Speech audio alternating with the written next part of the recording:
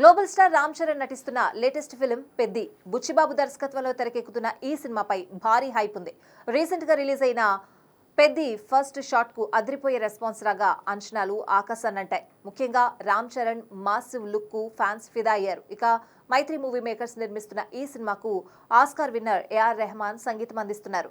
Kannada star hero Shivaraj Kumar important role play చేస్తూ ఉండగా Bollywood beauty Janhvi Kapoor heroine గా నటిస్తోంది. అయితే తాజాగా ఈ సినిమాలో అదిరిపోయే ఐటెం సాంగ్ ప్లాన్ చేస్తున్నాడట బుచ్చిబాబు. ఇప్పటికే రెహమాన్ సూపర్ ట్యూన్స్ ఇచ్చినట్లుగా గతంలోనే బుచ్చిబాబు తెలిపాడు.